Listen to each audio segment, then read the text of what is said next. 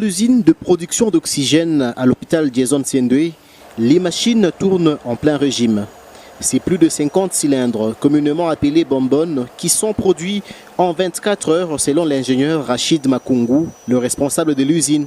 Nous avons une production de 24 bouteilles en 8 heures, 24 bouteilles, mais nous avons une production de 55 bouteilles en 24 heures. Alors c'est le plus important, disons aussi, la production ici s'est faite étape par étape, avec une étape de refroidissement, une étape de séparation des gaz et une étape de séparation de débris, de la poussière et quelques débris de particules en suspension. Toujours selon lui, c'est la meilleure qualité d'oxygène qu'on trouve dans cet hôpital public de référence tertiaire. Nous sommes l'une des centrales de production d'oxygène ici à Lubumbashi, la plus importante aussi en qualité de produits de pureté, parce que nous sommes à 94% d'oxygène pur.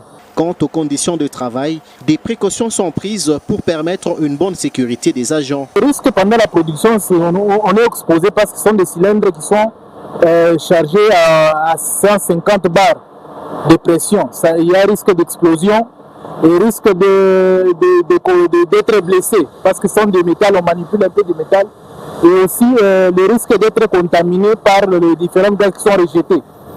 Le risque aussi c'est d'être contaminé aussi avec des contaminants comme l'azote et en grande quantité. Donc c'est ça le plus important. Aussi des explosions parce que l'oxygène est très volatile par rapport à l'air.